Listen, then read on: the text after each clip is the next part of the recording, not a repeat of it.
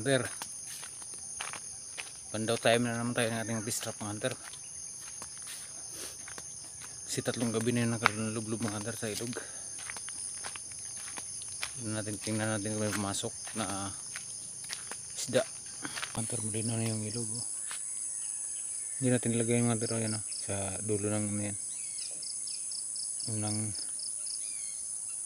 dahon ng niyog. Yan. Hindi natin ilagay mga hunter. Siguro sa susunod linggo mga hunter, gagawa tayo ng fish trap na ano. Iba yung disenyo mga hunter, kasi yung fish trap mga hunter, tilapia lang pumapasok mga hunter sa katalangka. Gagawa tayo ng ibang design mga hunter. Yung papasok yung lito at saka dalag or igat. Pag ganyan kasi yung kanyang butas mga hunter, kaya parang di kasi pumasok ng ano, dalag kaya ito, kaya gagawa tayo ng ibang design mga hunter. Pwede pumasok yung dalag ito or sili. So tara, panawin natin mga hunter.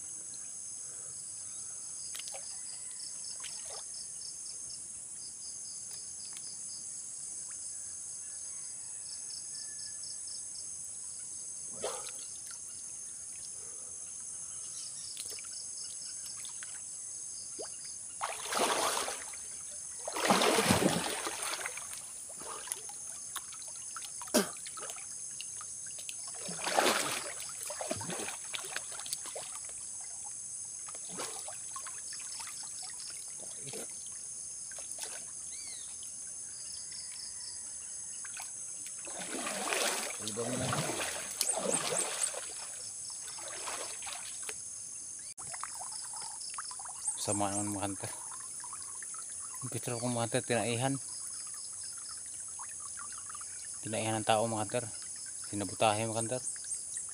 Yan o, daming tae, daming itat.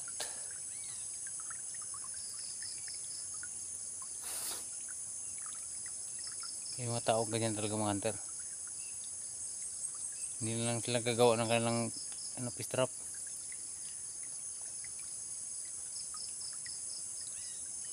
Tinaihan pa. Kalat.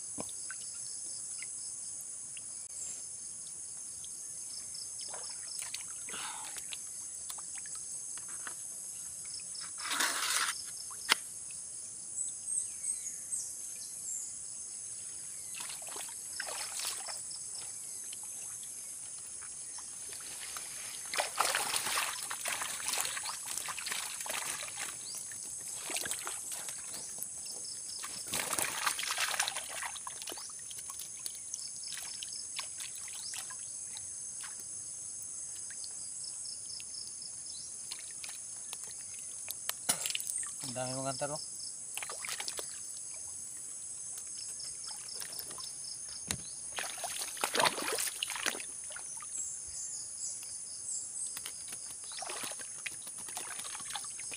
Yan, may mga huli sana mga hunter, ano. Yan. Ayun yung kanyang dumi mga hunter, ha. Yan.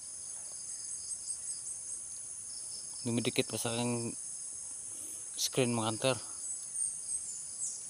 Tinaihan mga hunter, eh.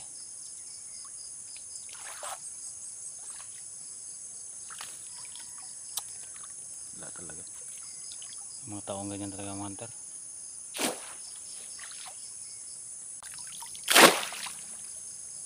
Ayaw matanggal.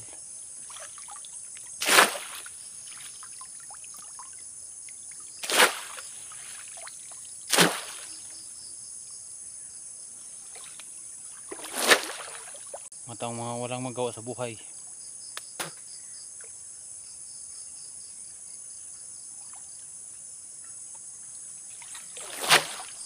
Wala tayong ginawang masama sa kanila mga hunter. Bakit nagbablog lang naman tayo mga hunter?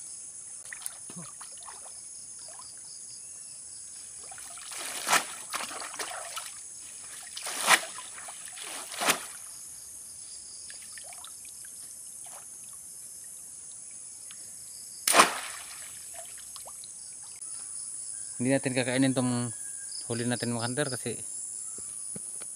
daming itat mga hunter. Pagpahingayin muna natin itong fish trap natin mga hunter kasi baka kinalawang na rin, sinabutahin ng ibang tao mga hunter. Yung mga tao ganyan talaga mga hunter, walang magawa sa buhay. Hindi naman tayo gumagawa ng masama, nagbablog lang naman tayo mga hunter. Bakit ganyan pa yung aking fish trap?